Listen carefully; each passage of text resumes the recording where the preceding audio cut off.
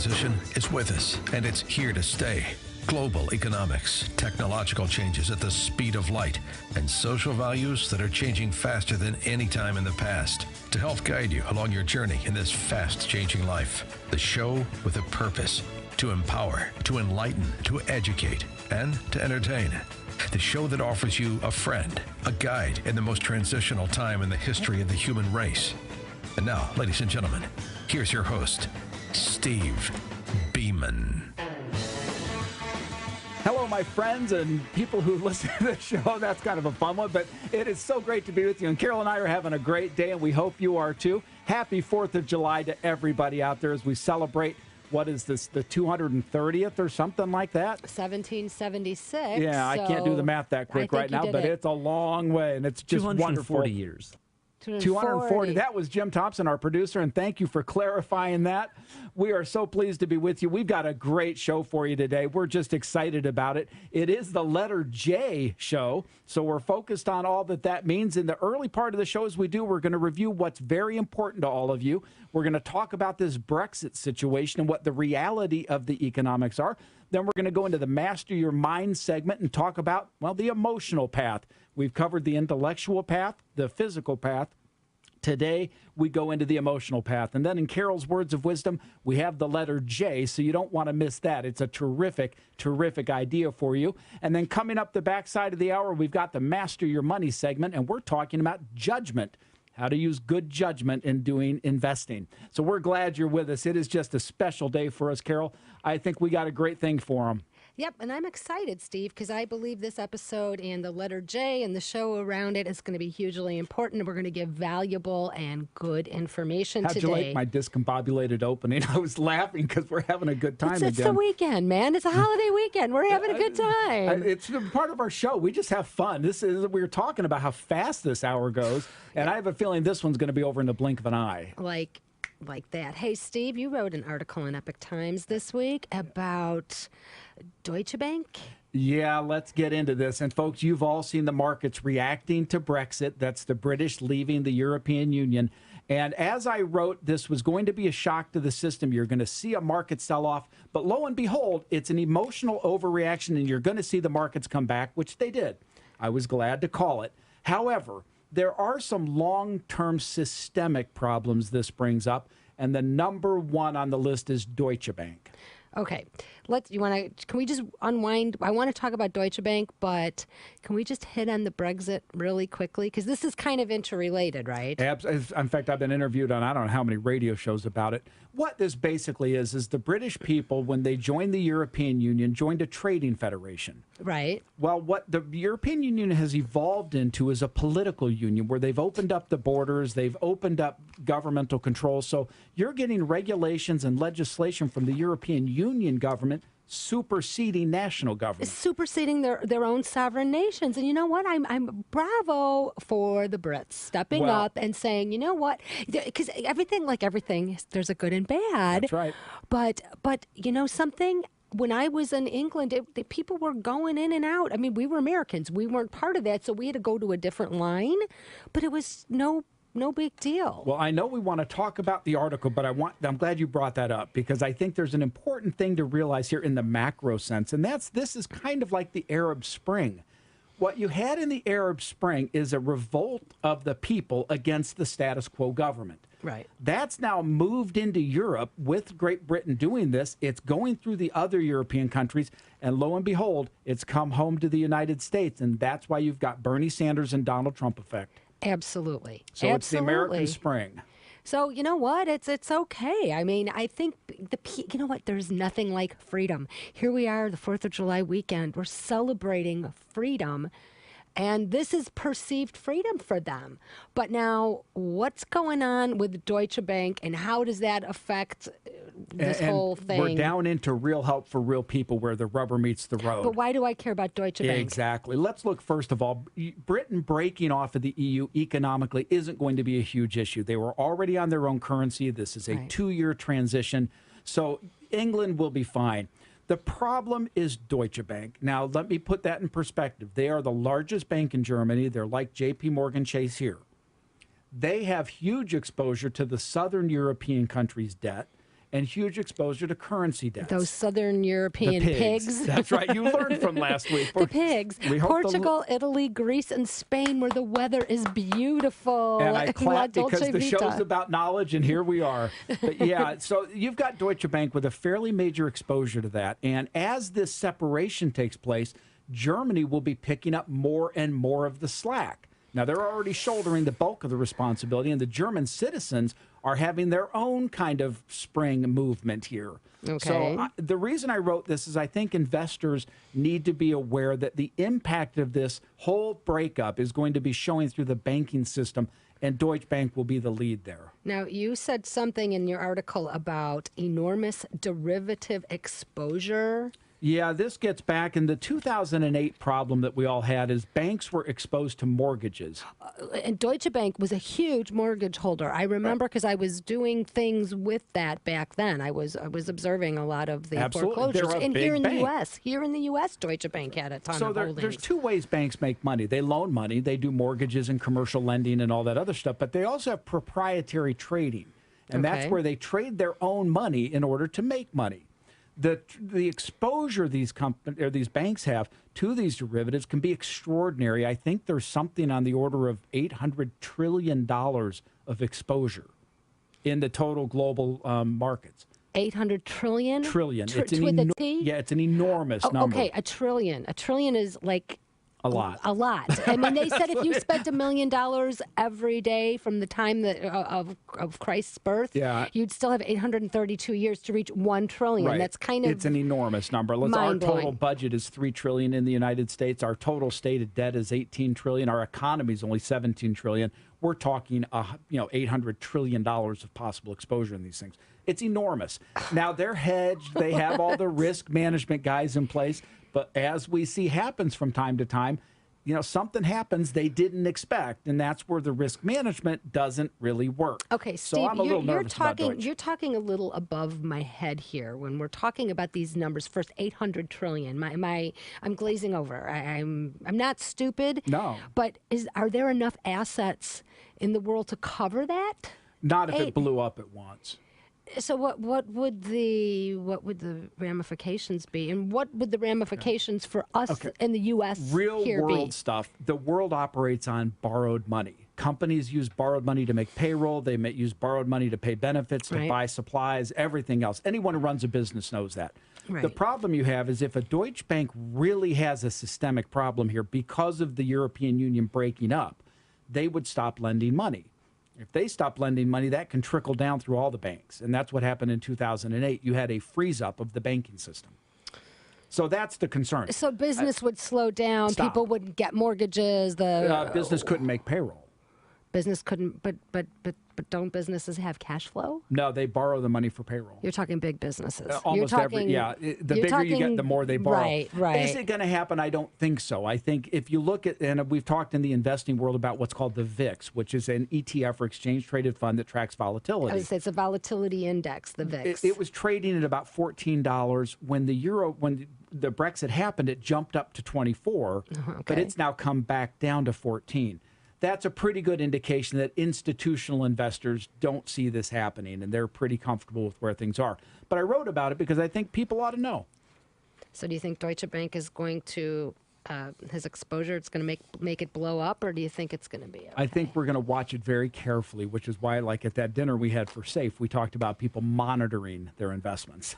So can you invest in Deutsche Bank? You sure can. It's a publicly traded company. You can short it, too. I was going to say, could you sell it short? A lot of people did and made a lot of money. So, gosh, all these big words, I really think that people need to know more about these things. How could we get more and better information on exposure and things like that? Well, we always ask people to join the Society to Advance Financial Education, who's one of our key sponsors. They're a not-for-profit, and they're out to educate. We also ask that you watch the show and go back in our archives. These are all archived shows. They're available to you, and you can re-listen over and over through the week to pull out nuggets that you thought were informative. You can get a yellow pad and make notes on what's relevant.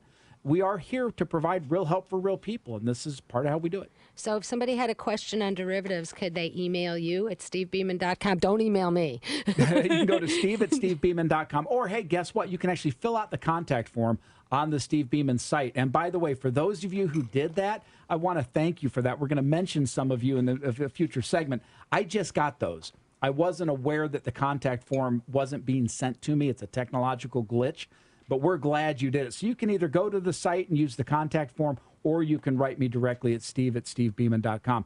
So it's an important thing. I think people should be aware of it. We will post the Epic Times article up on the Facebook page and on the website. Okay. So folks can get it. But as we go today, folks, this is going to be an interesting time. We're going down the emotional path in this Master Your Mind segment. If there's ever been a misunderstood path, that's got to be it. We're excited about it. It can be a transformative time. If you thought Nightengale-Conant and all of the great masters of the emotional path were good, wait till you hear us. We'll be right back on The Steve Beaman Show. Hi friends, Carol Parisi here. If you're like me, you're always on the quest for improved sleep and more energy. I discovered the secret to getting this. It's tart cherries and their restorative powers. It's been found that tart cherry juice, like the Cherry Bundy brand, could help to relieve aches and pains, provide faster muscle recovery, and help you get a good night's sleep. The science shows that tart cherries and Cherry Bundy are rich in antioxidants that help reduce inflammation in the body. These antioxidants also work to reduce exercise-induced oxidative stress to help your body recover faster. Tart cherries also contain naturally occurring melatonin, known as a key ingredient to a good night's rest. To learn more about the science behind tart cherry juice, check out choosecherries.com. It's full of data from independent research studies. My favorite tart cherry juice brand is Cherry Bundy, which you could find at cherrybundy.com, spelled CHERIBUNDI.com. And tell them Steve and Carol sent you.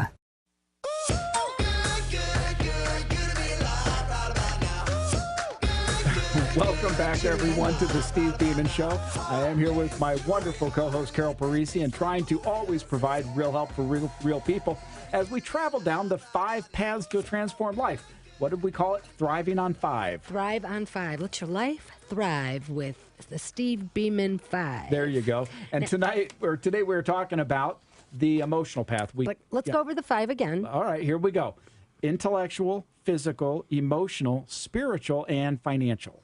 Which are all make a holistic, ideal, complete life. Absolutely do. And if you want to see a little video about it, go up to stevebeaman.com or to our Facebook page, and you can see a video that I made on Steve's philosophy. I love that video, by the way. I'm glad you liked it. I was always curious to see if people like my pug on those things. Pretty cool. A little bit intimidating, but it's kind of fun to do too. Pretty cool. So, yeah, okay, we're Steve, moving through. Let's go into and explore and unpack the emotional path.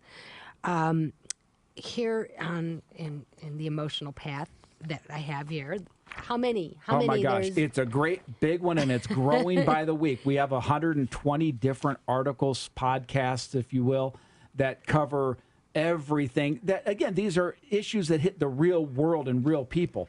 Attitude, the Rocky effect, perspective. Is America spoiled? Oh, it's a good question, I think. I think that's a great question. But let's talk about empathy right now. Yeah, we've kind of come down to important stuff, and I think empathy is one that is often misunderstood because all of us want to be empathetic. We want to be there to understand other people and to relate with other people.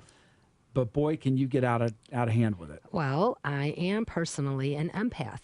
I am. I'm an empathic person. Folks, I guarantee you, she calls me and says, "Are you doing okay?" And I'm like, "What motivated you to call me?" I just felt that you needed a call. I felt that you needed to call. No, and I'm going to give an example. I have a very dear friend who is going through a really, really rough time right now. Really, really rough by her own choices, okay? Refuses to make impactful changes. It's an addiction situation, and it's really... It's bothering me, and now I'm at the point with this relationship. There's no accountability there. She doesn't want any accountability. Don't interrogate me. I have to let the relationship go because being so empathic, it's bothering me so much, and I can't change it. I can't change it. You're hitting where it gets bad. The ability to empathize with someone and to feel what they're feeling is really good until it starts to control your life, in which case you become codependent.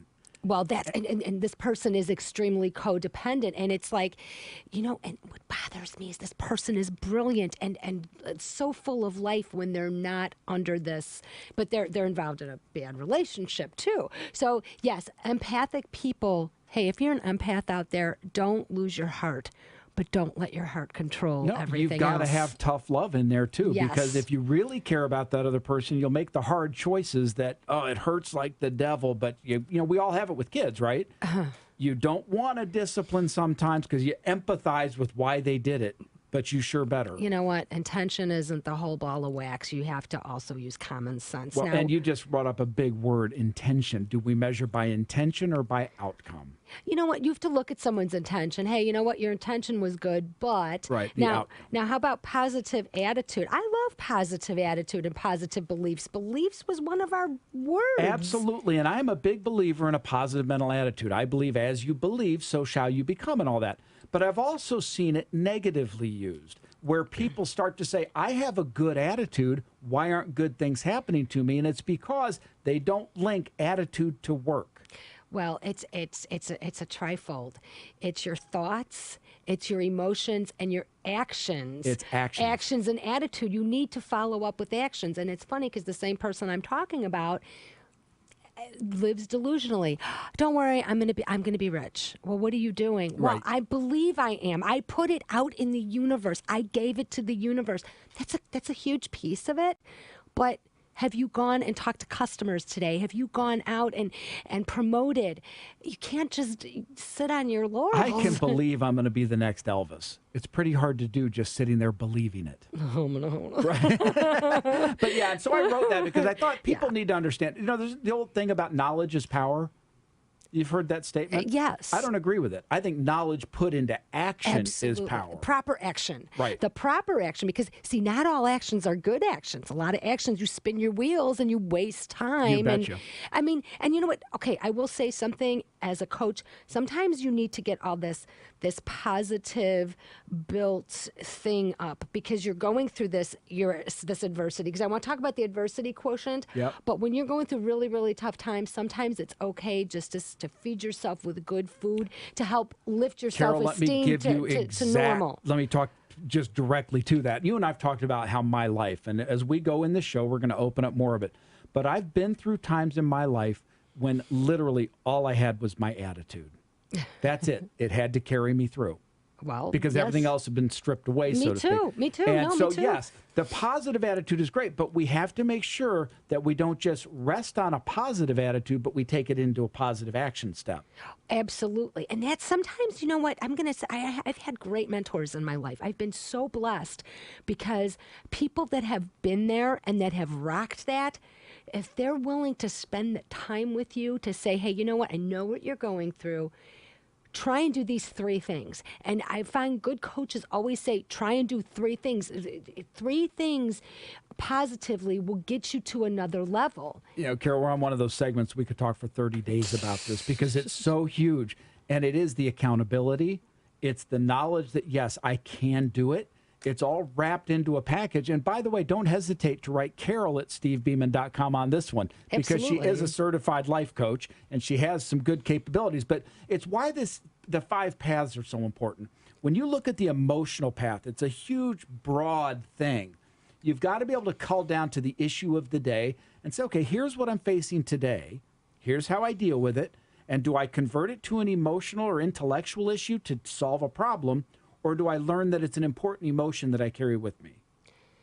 Well, and sometimes that emotion can control your life. That's and you right. don't want your emotion. You cannot be led by emotions. You have to control your emotions. But we don't want to give them up. No, and you know what? I'll never forget when my son was born, my husband his emotions were so joyful and the tears and it's just wonderful. That's a great thing. That's where let your emotions rip, man. Absolutely. Have good ones. What separates us from robots, right? Absolutely. Now, I want to move down, though, because we do get limited time. Unfortunately, man, I could talk to you all day about this. I with know. But we talk about the adversity quotient was Yes. on our list. And I want to bring it up because I'm really fascinated by this.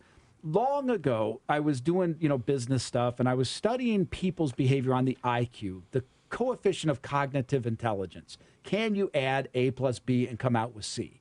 Very important.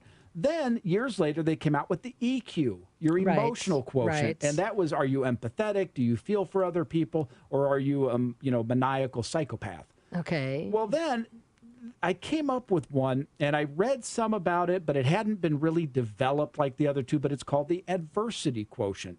And it's a study of to what extent you are stopped by adversity. You're climbing the mountain. Do you look up and say, it's so high I can never climb it? Mm-hmm. Or do you look down and say, I'm so high I might fall? Or do you plug ahead facing adversity?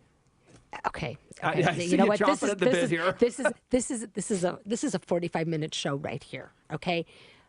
We are not the tough people we used to be. I'm not saying be so tough for you're not empathic. Right. But here's the thing. We let adversity stop us. Oh, come on. We don't even give kids adversity anymore. I know. We don't give them adversity. Everybody gets a trophy. Yeah. Everybody gets a trophy. And that's let's go to the self-esteem, because these are symbiotic. These two things are symbiotic. All of this stuff's interlinked. Well, yes. But now, especially this adversity quotient. Yep. I've had people tell me back in the 80s, we don't tell our children no. It hurts their self-esteem. Swear. Right, and so what you have is children who don't have a high adversity quotient. They may be high cognitive, so their IQ's way up there. They may be high on the EQ. They may be empathetic, good people. But when it comes to facing adversity, they have a 0 score. I need my safe space right now. They don't know how to face it. And they've done studies. The number one success factor is the adversity quotient. You know what? That's what makes you. And that's what makes you. Quick, we talked about self-esteem because we just run out of time on these things. I mentioned to you, when you talk about self-esteem, they did a study, and the highest self-esteem in the country was Statesville Prison. What? They felt great about themselves. They just didn't know right from wrong. Oh. That's the problem with self-esteem. You get a phony self-esteem, and you become a psychopath. Cocky. Yeah, psychopath, cocky. There is nothing wrong with having a good, healthy, intrinsic value to yourself. Right. Because you know what? God doesn't create junk. No, we're all unique creations of a creator. I mean, it's really cool. But there's so much here. Stay in touch. We got more to deliver on that. Hey, when we come back, it is the letter J. And I'm excited about this because it's one of those words that needs to be defined. We'll be right back here on the Steve Beaman Show. A funny thing happened over the past years. Responsibility for retirement got shoved onto your back. IRAs, Keos, 401ks, and all the other alphabet soup of investment options were thrown to you with the happy statement, you're now in charge of your own retirement. The problem is, money doesn't come with an instruction book. Well, here's the instruction book with no biases, no conflicts of interest, a pure purpose to promote and provide financial education. Welcome to the Society to Advance Financial Education, a 501c3 not-for-profit organization created and sustained to help you, real people in the real world. When you need a friend in finance, someone to explain things and make them understandable to you, you need SAFE. We have spoken to hundreds, thousands of people in transition, men and women dealing with retirement, college planning, divorce, death, transitions of all kinds, and we are there to help. Visit safefinancial.org on the web and become a member. Let our educational tools help you.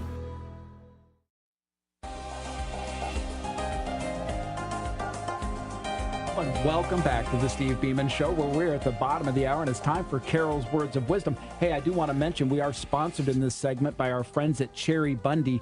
For better health and nutrition, pick up a pack of Cherry Bundy at your local store. This is the tart cherry juice that gives you inflammation control. We talked about that last week. We hope you were there. And it helps you sleep a little better with the melatonin. So don't forget your Cherry Bundy. And if you want some, send me a note with your address, and I'll send you a pack of it at steve@stevebeaman.com. Carol, hit us with the letter J. Okay, this is going to be a word that people are going to hate this word. You're going to hate it. Well, maybe not. It's judgment. Ouch. Uh-huh.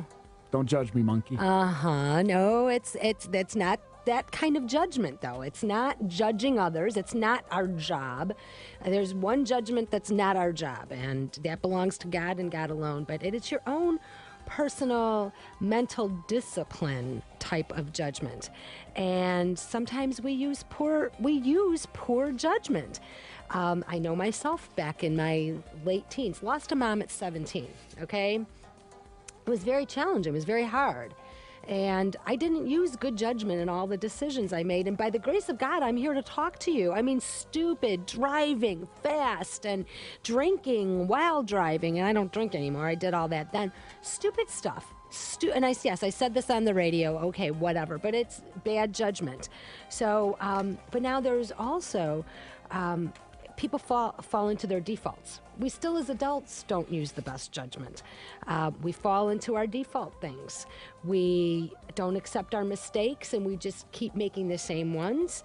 And we don't learn from our experience. So, Steve, let's talk a little bit about judgment and how they fit in with the emotional path, because a lot of times we do things emotionally. Well, we do. And let me start off with a quick story, because I think it's directly relevant. When I started out in business, there was a story that floating around about a retirement party of a CEO. And one of the young people went up to this older CEO and said, I'm so impressed. How do you make so many good decisions? And he looked down over his glasses, pondered that question for a minute, and said, young man, it's because I made so many bad ones. Because wisdom may just be the art of learning from your mistakes. Well, now that is how you gain good judgment. And, I think it was Mark Twain who said that, too. It's like we all learn it over time. You learn from making some of those bad decisions. And, I have to say, by the grace of God, a lot of the stupid decisions I made, they were just stupid, young, just rebellious. I thank God that I never got myself or anyone else hurt or in trouble by some, like, driving too fast. I had a 1972 Mustang with... You guys have to watch our video. You got to see what Carol looks like and then picture her in a 72 Mustang. I would drag race. Talk about the Italian stallion. Stupid. But let me just real quick jump on that, because what you said jogged my mind, as I have a daughter with a birthday today, which I'm happy about. Which one? I don't want to say her name. Okay. Yeah. But here, what you have is that much of what we've lost in the transference of judgment from older to younger has been lost. And we have a generation now that doesn't always look to the elders in the group for their judgment. They disparage it and throw it out, look rather to Facebook and YouTube and Twitter for their judgment. And if you're below the age of 30 out there, I urge you, don't throw out the older folks. They've lived it. They've done it. Listen to their experience. I will share something with you. After my ignorant late teens, very early 20s, I woke up. I got a wake-up call. I got a mentor, and there is nothing like getting a mentor that has, Absolutely. Like I said it before, been there, rocked that. It helps give you good judgment. It gives you that wisdom and that discernment. A non-judgmental friend who can sit there and say, hey, you're going down the wrong path here. Absolutely. Well, I never ran a business before, and my friend Jay, and I've mentioned him before, would sit there and he would tell me what to do and how to do it and suggest things, not totally guided me, but it was up to me to take that coaching and that mentorship. Yeah, take judgment from others' experience. Again, if wisdom is making poor judgments, which you learn from, let somebody else make the mistakes instead of you doing it all the time. I wish I had done that. Right. Well, hey, maybe that's judgment I've learned over time. Sound decision making. I'll give you a quick mom one. My cousin had white carpeting and would have her kids play with Play-Doh on the white carpeting. That'll work. Oh, no, you know what? I was like, I have kids, they're playing with that Play-Doh on the patio. Never That's had called judgment. It was judgment. Hey, real quick, as we like to do in this short time we have in this period of time, I want to say thanks to some folks.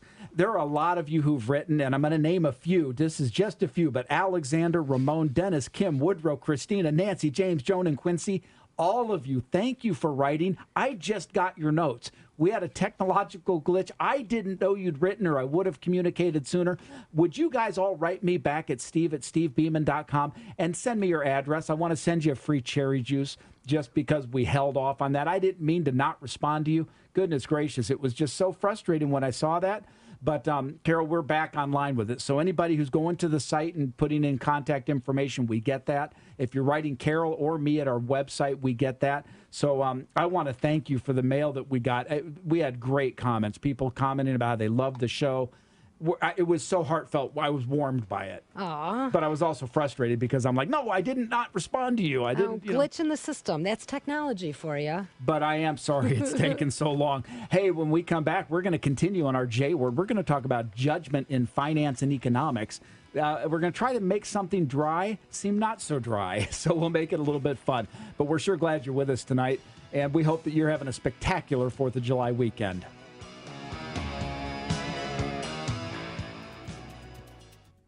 Hi, I'm Steve Beaman. If I seem familiar to you, it's probably because you've seen me on one of the many programs that brings me on as a financial expert. Programs like Fox News, Newsmax Television, or any number of other nationally syndicated news programs. Or you may have seen some of the things I've written, and I was once a partner in the most respected research firm on Wall Street. But I'm really not here to talk about me. I'm here to talk about how I can help you succeed.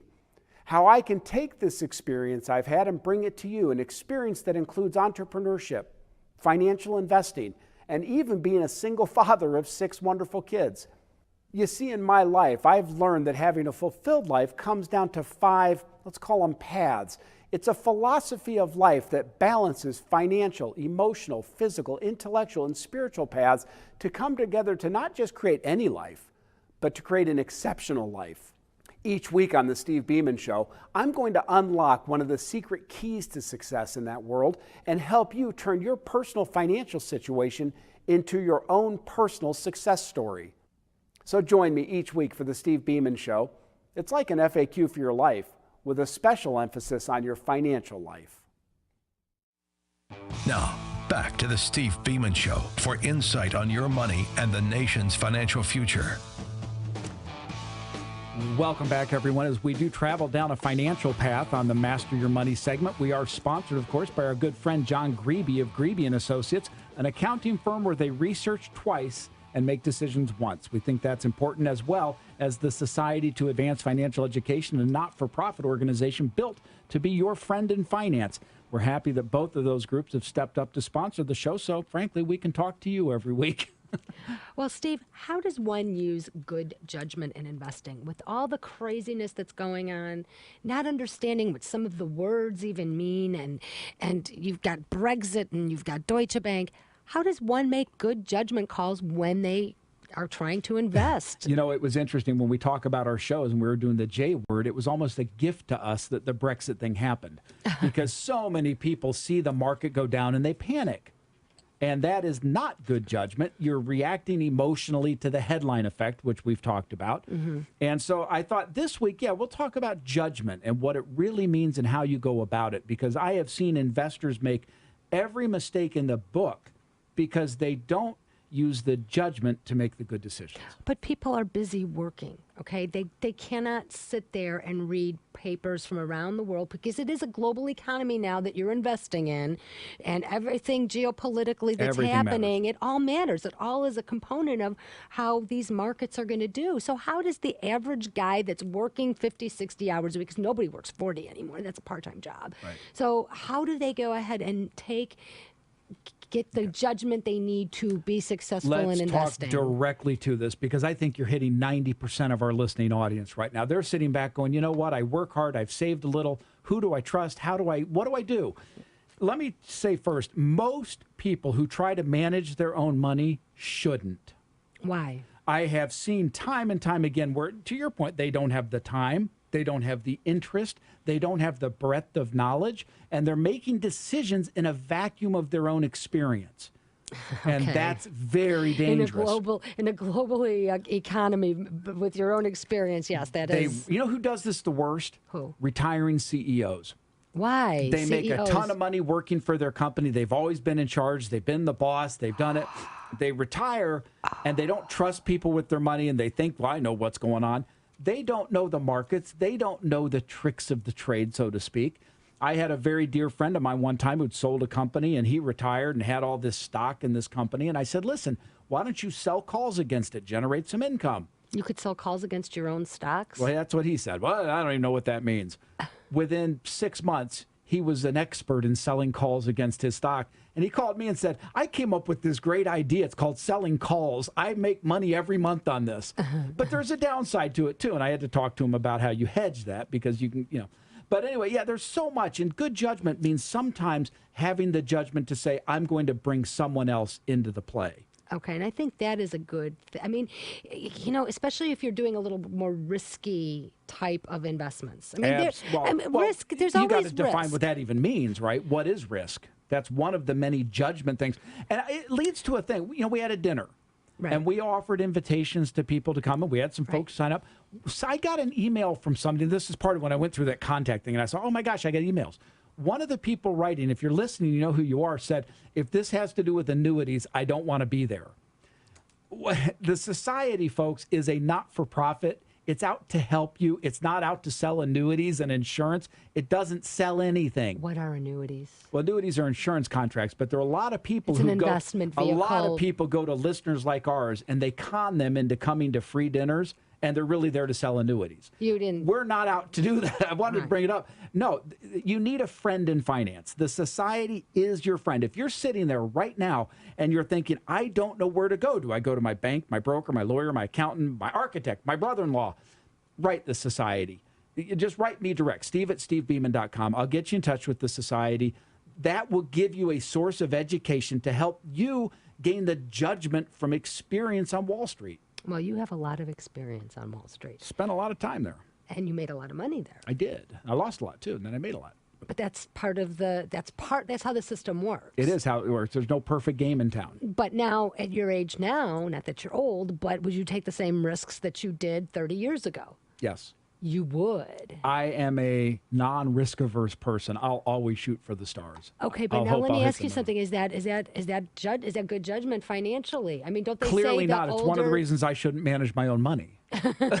That's no joke. But you don't manage your own money anymore, do you? I do a little bit, and I have other people. But right. It is a judgment question, but I'm smart enough to realize that my risk tolerance is off the charts. Okay. I have no adversity quotient. I'm way up on that. You and my husband, man. You and my husband. I'm just like, but see, my dad was completely different. My dad was just very measured. He's a Depression era person, Absolutely. Right? They had a different experience. I lived in the 70s and 80s where, my gosh, start a company, make some money. My dad invested, I think, in the stock market once. Right. And he made enough money. He bought the car he wanted, and that was it. I mean, and then he had... Anyway, that's besides the point. By the way, my risk affinity isn't in stocks. I don't like to lose money investing. My risk affinity is starting businesses. See, and I love that. I love starting businesses. I'll start a business store. It's like the Cherry Bundy Challenge, just real quick. I was walking through the store and it said, take the challenge. I'm like, sure. Challenge? What challenge? Tell me the challenge after I agree to take it. I'm a big one on that, too. Businesses are, it's fun. It's fun. But this judgment, and by the way, there's judgment in starting a business. I mean, there's a lot of hardcore stuff you better be looking for. But it's important as a broad concept that when you look at your capital, whether it's in your house, your IRA, your 401k, or your free accounts to invest, you've got to have access to the judgment to do it right and smartly based on your own risk tolerance. Well, I think people need to contact you. I think they need SAFE. That's why I created it. Yes. I think everybody in this country needs SAFE. I just do. I believe they need a unaligned, unaffiliated, unbiased friend in financial services. That's my sales pitch. How could they get you? How could they get you at SAFE? They can write steve@stevebeaman.com. I'll turn them on to SAFE. Folks, it is, I'll go all day on this. I love what it's trying to do. Well, it's real help for real people. It is. So when we come back, we're going to wrap it up. We've got some great challenges for you that we do every week. And we're going to review our challenge from last week. We just finished tax time, and I know, like me, many of you are thinking, wow, this gets more complicated every year. I'm Steve Beaman, and my friends at Grebe & Associates have been helping individuals and successful businesses for over 20 years. In construction, they say measure twice and cut once. In accounting, trust me, research and plan before you act. When you need powerful tax and accounting advice for you or for your business, contact Grebe & Associates at 630-653-3510. Visit Grebe & Associates. Welcome back to the Steve Beaman Show. This is Carol Parisi and Steve. Time just goes by so fast. I'm shocked. This is one we definitely could have gone all night, all day. Oh, my gosh. It's why we did talk. If people want, we could do a daily show just on our Facebook page. Would love to do a daily show. It'd be fun. It'd be kind of fun. Hey, we've had a good show this week. Last week, though, we talked about a special challenge because we asked you to look into areas in your life where you're not showing integrity. Now, hopefully we did that. I mean, myself, I ate sugar again this week. Mine are deeper than that, and I don't want to open them up on air. Okay, well, you can open up on They're air. personal. All right. I eat wrong. I didn't work out enough. Well, that's beating yourself up. Yeah, I know. That's beating yourself up. So whatever your intrinsic integrity piece, keep that up. And let's move into this week. What do we have on the J word? Judgment. Judgment. First of all, don't be judgmental of other people. That's not what we're saying. There are times. Oh, I don't like that. I know. We'll talk about that on another show. Let's talk about that on another show. That truly but is you know another what? one. Always try to go ahead and deploy your best judgment from experience. Absolutely, or from others. From others' experience, and that's part of all the emotional path too. And recognize your own default biases. Accept your mistakes as mistakes, but learn and make those mistakes experience and bring them forward to create your ideal life to make better decisions. So this week, how about everybody listening to us sits back for 5 minutes every morning and says, what area of my life am I not showing the best judgment? And where can I get help to make me have better judgment?